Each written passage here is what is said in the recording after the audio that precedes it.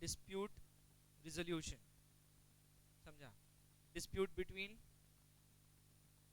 To parties, समझा। इन दोनों का डिस्प्यूट सॉल्व करने के लिए अपॉइंट की जाती है एक थर्ड पार्टी, पहले थर्ड पार्टीज बोलते हैं उसको, मगर this third party is appointed by the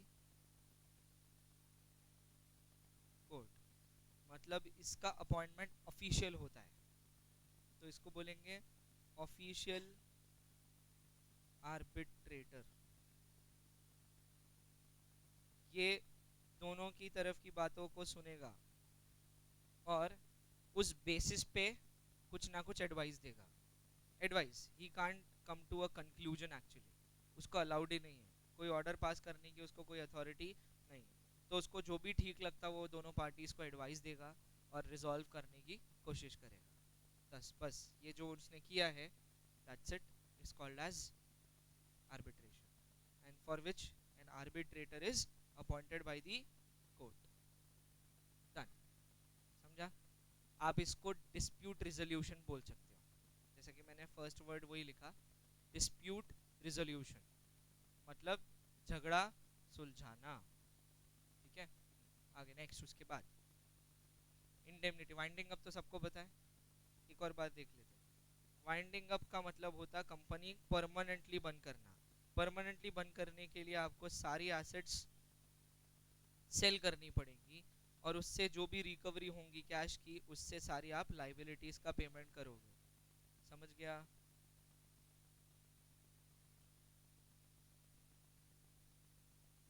समझ गया ऐसा। उसके बाद नेक्स्ट पॉइंट जो आज का इम्पॉर्टेंट पॉइंट है, दैट इज इंडेमनिटी, जिसका मैंने स्पेलिंग गलत लिख दिया, कोई बात नहीं, ठीक है। अगर मैं बोलूँ indemnity is a contract of insurance, या फिर insurance is included in indemnity. Indemnity wide term, insurance narrow term, ठीक है। तो बताओ इंश्योरेंस का कॉन्ट्रैक्ट कैसा होता है। अच्छा, लोग इंश्योरेंस क्यों निकलवाते? इमरजेंसी के लिए। पॉइंट, एक ही टेंशन रहता जिंदगी में, लॉस, बस लॉस, ये बहुत बड़ा टेंशन है। या फिर कोई इमरजेंसी आया हुआ एकदम बड़ा खर्चा, समझा। इन दोनों बातों का बहुत बड़ा इम्पैक्ट है। अब ये इमरजेंसी एक्सपेंसेस ज़्यादातर के मेडिकल एक्सपेंसेस होते हैं, ये सबको सबको पता है, खर्चा बहुत ज़्यादा होता है, तो ऐसे सिचुएशन में काम आता इंश्योरेंस, बराबर है। इन शॉर्ट, मुझे रिस्क लग रहा है, तो मैंने रिस्क अवर्ट करने के लिए इंश्योरेंस निकाला फ्रॉम एन इंश्योरेंस कंपनी, समझा। तो मैंने क्या खरीदा कंपनी से, LIC पॉलिसी, मान लो पॉलिसी खरीदा, भरता क्या हूँ, प्रीमियम्स, मंथली प्रीमियम्स भरते हैं, समझा क्या। तो इंश्योरेंस कंपनी को प्रीमियम्स मिल रहे हैं, जिसके बदले इंश्योरेंस कंपनी बोलती कि अगर जो तुमको डर लग रहा, मतलब लॉस होने का, अगर वो एक्चुअली हुआ, तो इस इवेंट में इंश्योरेंस कंपनी ये लॉस का भुगतान करेंगी। समझ आया क्या? पक्का? कोई है जिसको नहीं समझा? कुछ भी नहीं समझा?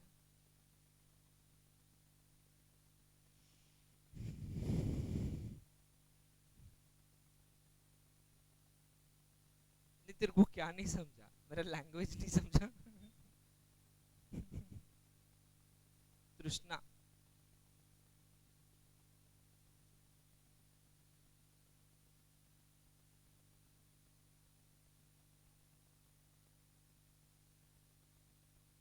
प्रीमियम्स लॉस से कम ही रहते हैं।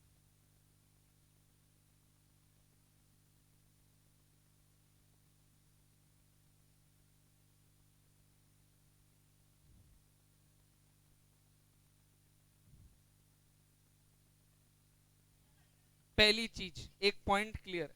नहीं नहीं, एक्सीडेंट नहीं, मैं एकदम लाइव एग्जांपल ले रहा क्योंकि उसको भी समझाना है, वो भी समझा था। लेकिन ये बात ध्यान रख कि प्रीमियम का पैसा हमेशा स्मॉल होता है, और सम अश्योर्ड नाम जो चीज होती है, सम अश्योर्ड या फिर मेडिक्लेम, ये जो वर्ड्स होते हैं ये हमेशा अमाउंट्स में बड़े होते हैं।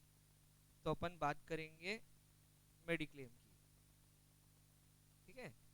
मेडिक्लेम तो समझता ना, मेडिक्लेम, मेडिकल का क्लेम, मतलब जो भी हॉस्पिटल एक्सपेंसेस है, जो भी खर्च लग रहा है तुमको अपने आप को रिपेयर कराने के लिए, वो खर्चा सारा मेडिक्लेम से आप रिकवर कर पाएंगे। तो क्या हुआ, एक पर्सन जिसका मान लो घरगुती एक्सीडेंट हुआ, घरगुती एक्सीडेंट मतलब वो गिर पड़ गया, ठीक है। तो उसकी एक टांग में आ गया फ्रैक्चर। अरे तो अब मैं लोकेट कैसे करूंगा, एक टांग उधर इतना।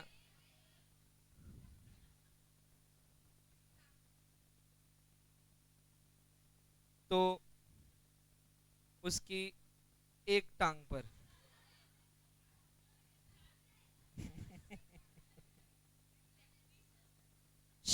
सो पॉइंट, उसकी एक टांग में आ गया फ्रैक्चर। फ्रैक्चर ठीक कराने के लिए किधर गया? नहीं नहीं, वो तो गाड़ी रिपेयर करने वाले के पास जाएगा, वो रॉड डालेगा उसके अंदर। ऑब्वियसली हॉस्पिटल और डॉक्टर के पास ही जाने वाला है, लेकिन कौन सा ये पूछना था मेरा, ऑर्थोपेडिस्ट या ऑर्थो सर्जन, ऐसे डॉक्टर के पास जाएगा जो हड्डी का डॉक्टर है, जो हड्डी रिपेयर करता। कमाल है यार। So in short, he will go to an orthopedist, उसको बताएगा, वो एक्सरे एक्सरे निकालेगा, खर्च बताएगा, बोले रॉड डालना पड़ता ऐसा। तो रॉड डालने का खर्चा बहुत है, मतलब करीबन वो ऑपरेशनल एक्सपेंसेस सब मिला के 2 लाख रुपए खर्च होते हैं, ठीक है। तो ये पर्सन को पहले आ गया टेंशन, बोले इतने पैसे लाऊं कहाँ से। फिर इसको याद आया कि अपने पास क्या है, मेडिक्लेम, जिसका हम साल का प्रीमियम भरते 18,000 रुपए। ये समझ आया क्या, प्रीमियम कितना भर रहे, कितना साल का, मतलब पूरे एक साल का, that begins from 1 April to 31 March of next year, समझा ना। एक साल का प्रीमियम रहता 18,000 रुपए, समझा। ये प्रीमियम आप किसको भर रहे हैं, जो भी XYZ कंपनी है उसको आप भर रहे हैं, जिसका आपने मेडिक्लेम खरीदा है। कंपनी आपको अश्योरेंस देती कि जब भी ऐसा कुछ दुर्घटना आपके साथ घटेगी तो हम आपको 3 लाख रुपए तक हेल्प करेंगे। इन शॉर्ट 3 लाख रुपए तक का लॉस, लॉस नहीं, जो भी खर्च लगेगा वो कंपनी से आपको रिकवर हो जाएगा। बात समझ आई क्या? मतलब तुम 18,000 भर के कवर कितने का कर रहे हैं, 18,000 is your premium and your sum assured is 3 lakh rupees for an year only, क्योंकि ये 18,000 आप पर ईयर भर रहे हैं। इन केस कोई दुर्घटना नहीं घटी तो 18,000 लग गए, वो तो ऑब्वियसली उस नहीं, उसका कुछ भी नहीं मिलता क्योंकि ये मेडिक्लेम है, इसमें सिर्फ कवर है, इसमें बाकी कुछ भी नहीं मिलता, कोई रिटर्न्स नहीं, कोई इंटरेस्ट नहीं, कुछ नहीं। नहीं, नेक्स्ट ईयर फिर से 1 अप्रैल को अगर तुझे डर है कि तेरा गाड़ी चलाने का तरीका अच्छा नहीं है, तो तुझे 18,000 और खर्च करके अपने आप को बचाना है।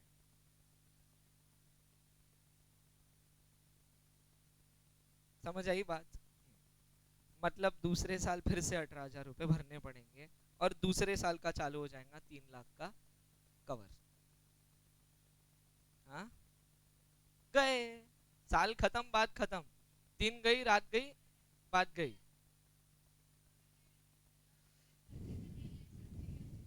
प्रूव करना पड़ता, सारी एक्सरे रिपोर्ट्स जाती, MRI स्कैन्स जाते, हॉस्पिटल का भी बहुत सारा बिलिंग लगता, हॉस्पिटल का सर्टिफिकेट लगता, आपके एडमिट होने का एविडेंस लगता, इसके अलावा हॉस्पिटल रिपोर्ट्स बनाएगा वो लगेंगे, उसके अलावा आपको हॉस्पिटल का एक नगर पालिका मतलब जो मनपा का आता है सर्टिफिकेट, लाइसेंस, वो भी लगेगा, ये सब डॉक्यूमेंट्स आपको अरेंज करके सबमिट करने पड़ेंगे टू द कंसर्न्ड कंपनी जिससे आपने मेडिक्लेम खरीदा था। अब ये समझ आया पक्का? तो यहाँ पर आपको बचा रहा कौन? कंपनी। कैसे? एक्स्ट्रा एडिशनल एक्सपेंसेस से बचा रही कंपनी। तो ये कंपनी वहाँ पर काम कर रही इंडेमनीफायर का, काय का काम कर रही? इंडेमनीफायर, जो क्या करता?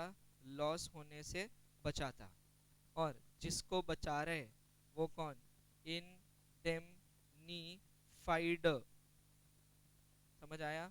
फाइड, फायर, जिसको लॉस से बचाया जा रहा है।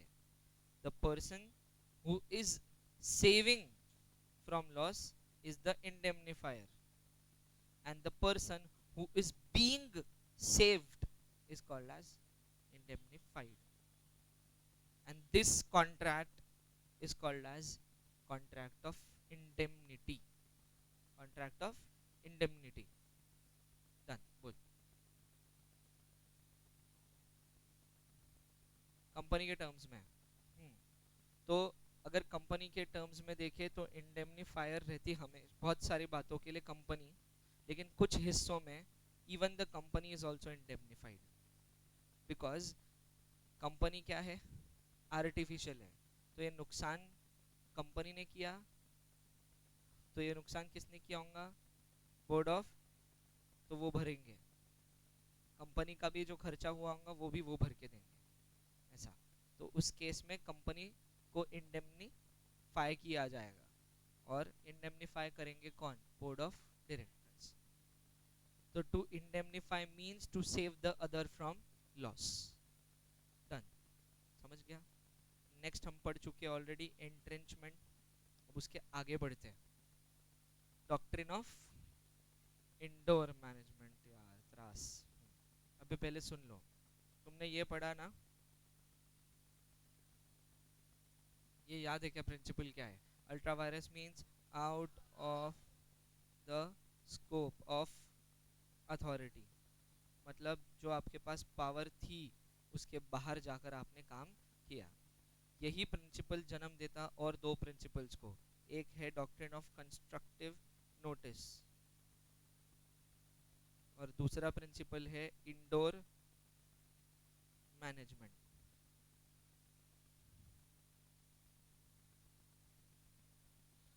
ये principle CA foundation, CSWT, CA inter और सीएस एग्जीक्यूटिव यहाँ पढ़ाए जाते हैं। मतलब सोचो इसका लेवल क्या है। और ये 11वीं के बच्चों को डाल दिया उन्होंने। अच्छा, 11वीं के बच्चों को भी डाल दिया, उसके अंदर थियोरी भी दे दी। अब ऐसा ये टॉपिक दिखने को कितना छोटा सा दिख रहा, बोले सर अभी खत्म हो जाता, 2 मिनट में तो रीड हो जाता। ये रीड होने के बाद बच्चे जिस नजर से सर को देखते हैं, वो सर जन्मों जन्म नहीं भूलते क्योंकि उनको कुछ समझ में आता नहीं। ये कॉन्सेप्ट पढ़ाने के लिए बहुत टाइम जाता। बुक छोटी है, बात बहुत बड़ी है, ऐसा वाला है। सो इंडोर मैनेजमेंट, पहले कंस्ट्रक्टिव नोटिस पढ़ना पड़ता उसको समझने के लिए कि इंडोर मैनेजमेंट क्या है। हाँ, ऐसे ही है। अगर मैं डायरेक्ट इंडोर मैनेजमेंट पढ़ाऊँ, सब फ्लाइट मोड पे है। और अगर मैं इंडोर मैनेजमेंट पढ़ाने से पहले कंस्ट्रक्टिव नोटिस पढ़ूँ तो थोड़ा सा जाएगा थोड़ा जाएगा आराम से ऐसा। हाँ। तो कंस्ट्रक्टिव नोटिस क्या? कंपनी बात नहीं कर सकती तो कंपनी ने एमओए और एओए बनाया, बात करने का तरीका। कम्युनिकेशन के दो माध्यम हैं, एक ओरल और दूसरा रिटन। कंपनी ओरल माध्यम का प्रयोग नहीं कर सकती। रीजन, कंपनी के पास में वोकल कॉर्ड्स नहीं है। समझा? हाँ। तो कंपनी के पास बोलने के लिए मुंह भी नहीं है, इस वजह से कंपनी ओरल कम्युनिकेशन का यूज नहीं कर सकती। तो कंपनी के पास केवल एक ही माध्यम बचता है, जिसका नाम है रिटन कम्युनिकेशन। तो कंपनी ने रिटन कम्युनिकेशन किया एमओ और एओए द्वारा। इतना तो समझ गया कितना मजा आया उसको। सो एमओए और AOA is the constructive notice. इसको कंस्ट्रक्टिव नोटिस बोला जाता। क्या तुम भगवत गीता को क्वेश्चन करोगे? करेंगे क्या? नहीं करेंगे ना। बस वैसे ही एमओए और एओए भी कंपनी के लिए क्या है, भगवत गीता है, उसको क्वेश्चन नहीं कर सकते। और तुम कितना पावर एक्सरसाइज कर सकते जितना उसके अंदर लिखा हो। Point, in case if a company, अगर एक कंपनी ने किसी आउटसाइडर से, आउटसाइडर बोले तो उसका कोई कनेक्शन नहीं है, कोई भी प्रकार की डील की जो कंपनी के एमओए और एओए के बाहर है, तो उस डील को हम बुलाते हैं अल्ट्रा वायर्स। ये तो सबको मालूम है, ठीक है, पक्का। फिर अल्ट्रा वायर्स पढ़ते वक्त हमने बोला कि जो भी डील थी वो क्या कहलाएंगी? Null and void, which means having no effect, बरोबर ना? ये तो सबको याद है। हाँ। लेकिन पॉइंट यहाँ पर एक्चुअली क्या था जिससे कंपनी बच गई? मतलब दो कंपनी ने एमओए और एओए के बाहर जाकर कोई एक्टिविटी की, कोई कॉन्ट्रैक्ट किया, फिर भी कंपनी बच गई। बचाने वाला कौन? Principle of constructive notice. इसने कैसे बचाया? प्रिंसिपल ऑफ कंस्ट्रक्टिव नोटिस बोलता कि कंपनी खुद से बातचीत नहीं कर सकती, खुद से बोले तो खुद किसी और आउटसाइडर से बोल कर बातचीत, कॉन्वर्जेशन नहीं कर सकती, जिस वजह से कंपनी ने बाहर ही रखा था एमओए और एओए।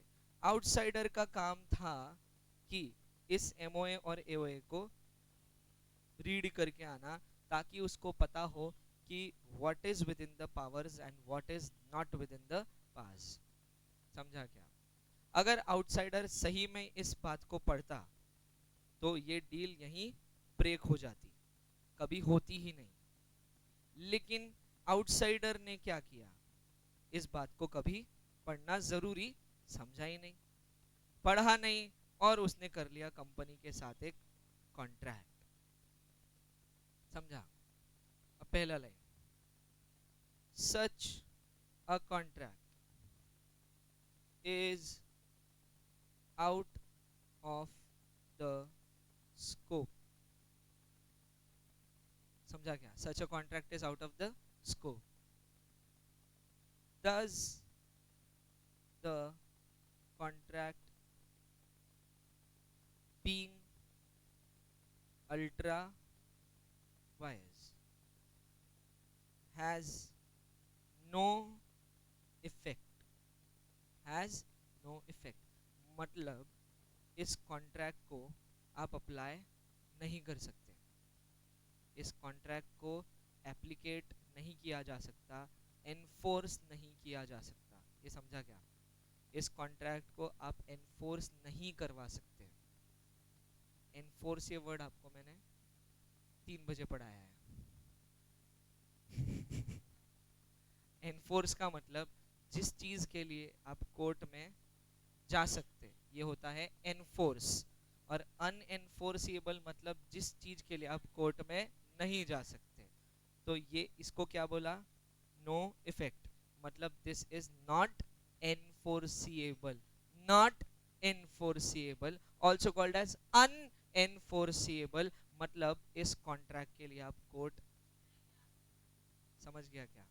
तो दो कंपनी ने एक अल्ट्रा वायरस एक्टिविटी की है, स्टिल कंपनी इज सेव्ड। समझा ना? कंपनी बच गई फ्रॉम हुम? From the outsider. ये समझा क्या? यही है constructive notice. The company is protected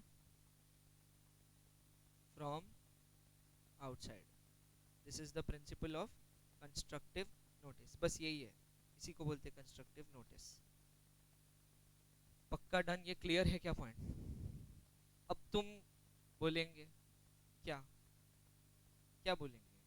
sir बुरा हुआ, मन नहीं मान रहा सर, ये तो वन साइड हो गया है सर, ये तो मतलब खेल ही खराब है, मतलब आउटसाइडर बेचारा, उसका क्या? आउटसाइडर का क्लेम कंपनी पर नहीं बनता, पर बनता कंपनी के बोर्ड ऑफ, ये समझा? अल्ट्रा वायरस एक्टिविटी क्योंकि की किसने होंगी, कंपनी तो कर नहीं सकती, कंपनी ठहरी आर्टिफिशियल, बराबर। तो आउटसाइडर क्लेम कर सकता from the board of directors, उसका क्लेम बनता। पर क्लेम में भी वो क्या क्लेम कर सकता, जितना उसने एडवांस दिया है बस उतना।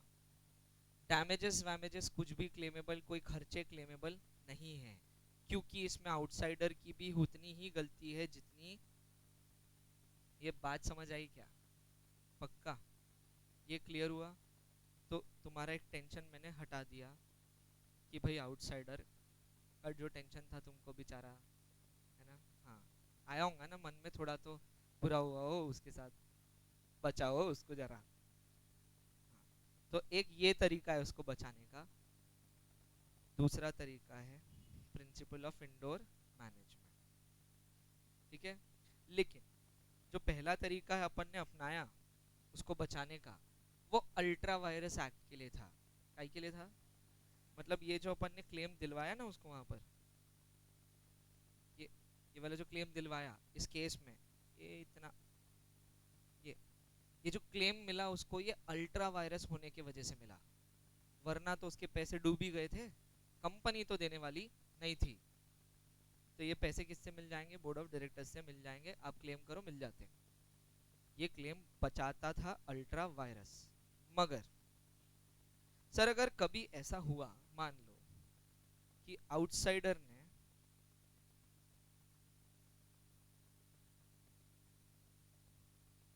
एमओए और एओए पढ़ के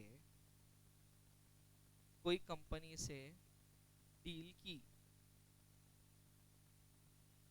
और उस केस में कंपनी कंस्ट्रक्टिव नोटिस का इस्तेमाल करके अपने आप को बचा रही, तो सर क्या होगा? ये प्रिंसिपल अप्लाई। रीजन, आउटसाइडर ने एमओए और एओए पढ़ा है। पढ़ा है का मतलब क्या? उसको पता है कि कंपनी क्या डील कर सकती और क्या डील नहीं कर सकती। तो ऑब्वियसली जब पढ़ने के बाद भी उसने डील किया, तो मतलब उसने deal within the scope of authority check करने के बाद ही की होंगी। पॉइंट समझ आ गया? पक्का? फिर से बोल रहा हूं मैं एक और बार कि आउटसाइडर ने एमओए और एओए रीड किया, उसके बाद इस कंपनी के साथ में कॉन्ट्रैक्ट किया, ठीक है? कंपनी अपने आप को कैसे बचाने की कोशिश कर रही थी? कंस्ट्रक्टिव नोटिस अप्लाई करके। मान लो कि कंपनी का बाद में इंटेंशन बदल गया कि उसको ये कॉन्ट्रैक्ट परफॉर्म नहीं करना है, तो हम वजह ढूंढते ना। हमको जब परफॉर्म नहीं करना होता, मतलब हमको जब कोई चीज नहीं करनी होती, हाँ बोल चुके तुम पहले, लेकिन तुम्हारा हृदय परिवर्तन हुआ और तुमको वो चीज जम नहीं रही, बोले नहीं करना मेरे को, तो अब नहीं तो डायरेक्ट बोल नहीं सकते, तो क्या ढूंढते? वजह। कंपनी ने भी एक वजह ढूंढकर कैसे तो भी अप्लाई करने की कोशिश की डॉक्ट्रिन ऑफ कंस्ट्रक्टिव नोटिस, लेकिन ये प्रिंसिपल यहां पर अप्लाई नहीं हो पाया। रीजन, क्योंकि जब आउटसाइडर ने डील किया कंपनी से, तो उसने एमओए और एओए पहले पढ़ा, और ऑब्वियसली जब एमओए और एओए पढ़ने के बाद में भी he entered into the deal, तो मतलब उसके दिमाग में ये तो था ही ना कि एमओए और एओए में है ये चीज, तभी तो आगे बढ़ रहा डील करने, नहीं तो वो यहीं पर डील ब्रेक कर देता, बराबर ना? करता ही नहीं था डील। जब मुझे पता है कि हरिओम पानीपुरी वाला पाव भाजी नहीं बेचता, तो मैं जाऊंगा क्या उसके पास? बरोबर ना? लेकिन मैंने उसका मेन्यू कार्ड पढ़ा, और उस मेन्यू कार्ड में लिखा हुआ है कि वो बहुत सारे और वेराइटी ऑफ आइटम्स बेचता है, तो मैं जब उसके यहाँ गया हूँगा तो उन्हीं आइटम्स में से कुछ खाने गया हूँगा ना। अब समझ आया? तो मतलब जो भी मैंने डील की उससे, वो क्यों की होंगी? क्योंकि मेरे को उसी मेन्यू कार्ड में से कुछ खाना था, समझा?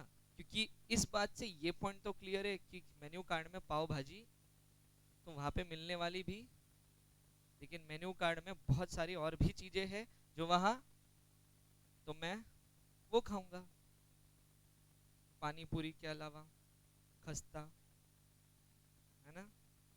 बस ज्यादा बात मत कर अभी। पॉइंट पॉइंट क्या है कि मेन्यू कार्ड में वो चीज जो मौजूद है, मैं उसी के खाने के लिए गया वहां। तो सेम पॉइंट कि जब आउटसाइडर ने एमओए और एओए रीड किया है और उसने कंपनी से डील की रीड करने के बाद भी, तो पॉइंट क्या है कि उसने उसी चीज के लिए डील किया होगा जो उस एमओए और एओए में होगा। ये समझा कि नहीं समझा? एकदम क्लियर है ये। तो इस वजह से कंस्ट्रक्टिव नोटिस तो अप्लाई नहीं हुआ। लेकिन आउटसाइडर बोले मैंने कंपनी को पैसे दिए हुए हैं तो मेरे को बचाओ। आउटसाइडर को बचाता इंडोर,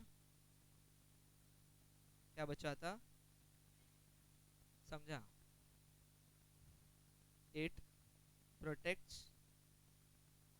द आउटसाइडर फ्रॉम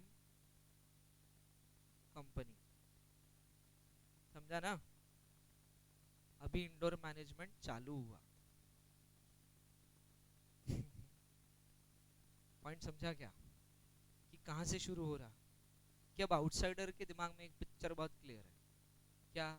जो डील उसने की है वो एमओए और एओए के तहत है, लेकिन कंपनी डील को अवॉइड करना चाहती है।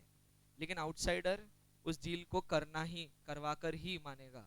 तो ये कैसे पॉसिबल है?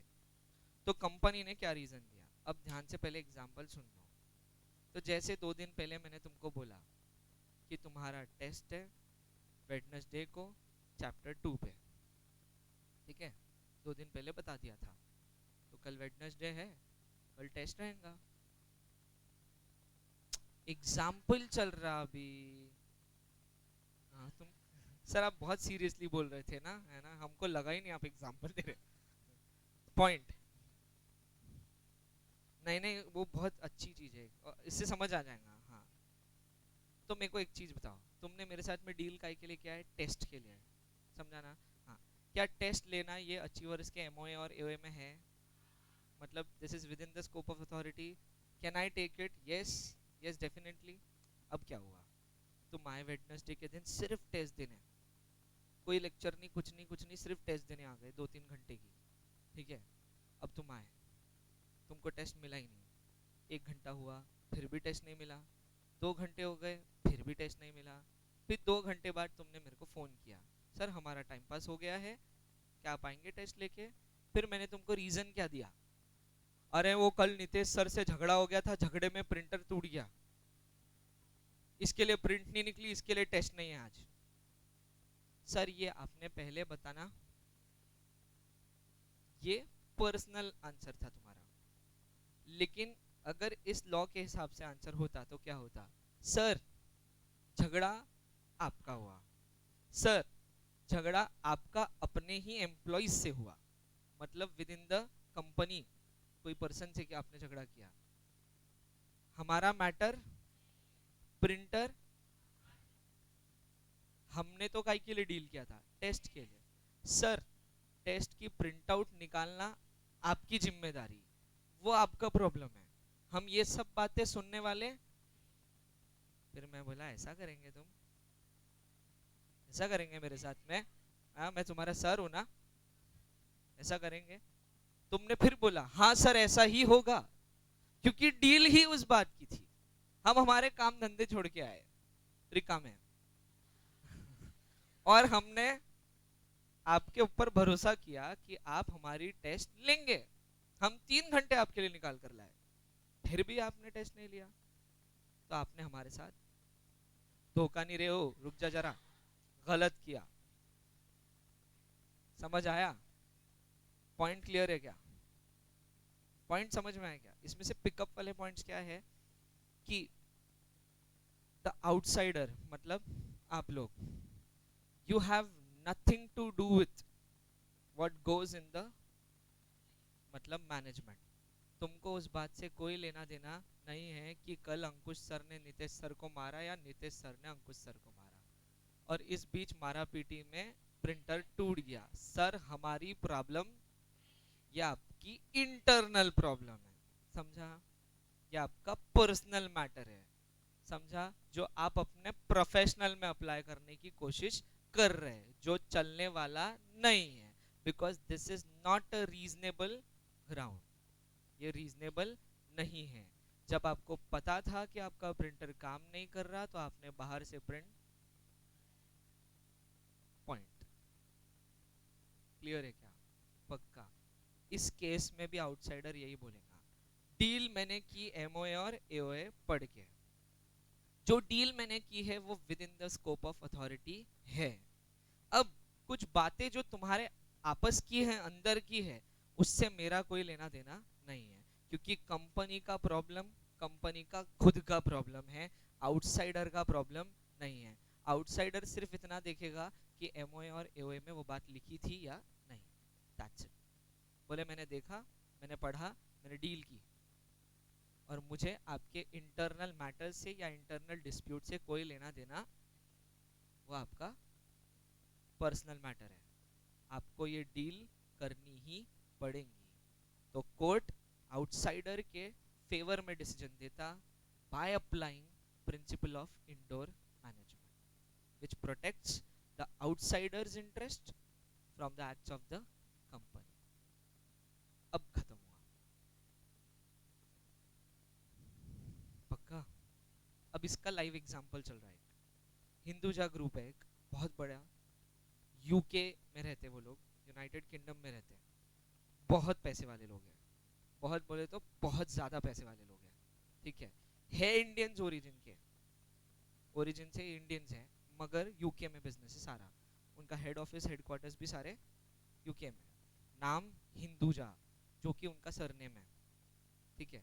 श्रीचंद जी हिंदुजा, ऐसा उनके एक फैमिली मेंबर का नाम है, ठीक?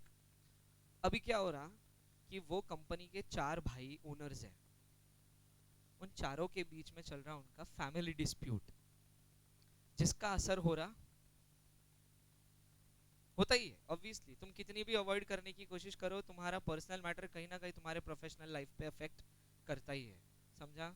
कल रात को अगर मेरे साथ कुछ हुआ है तो मैं पढ़ा नहीं पाऊंगा, बिकॉज कहीं ना कहीं my brain will not be in that complete sense to teach you.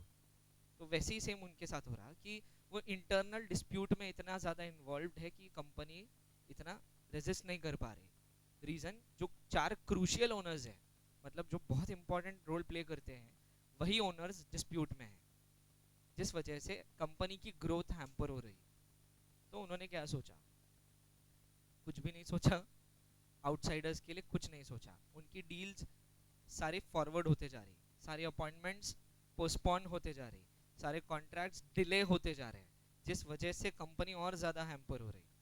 तो आउटसाइडर्स क्या करेंगे? केस फाइल करेंगे, बोले तुम्हारे घर का मैटर तुम्हारे घर का मैटर है, तुम हमसे जो डील कर चुके कंपनी के नाम पर, वो डील को तुमको फुलफिल करना ही पड़ेगा। फिर वो बेचारा बन के आते कोर्ट में, वो बोलते आपस में झगड़े चल रहे हैं, शर्म करो, तुमको मालूम है हमारे झगड़े चल रहे हैं, न्यूज़पेपर में भी आ रहा कि हमारे झगड़े चल रहे हैं, थोड़ा समझो बात को, इस वजह से डिले हो रहा। फिर से वो बोला आउटसाइडर, मेरे को कोई लेना देना, तुमने डील की, डील को कंप्लीट करना तुम्हारी जिम्मेदारी है, और क्योंकि ये डील इंट्रा वायर्स है, मतलब बिल्कुल भी एमओए और एओए के बाहर नहीं है, समझा? तो कौन सा प्रिंसिपल अप्लाई किया? इंटरनल मैनेजमेंट, मतलब इंडोर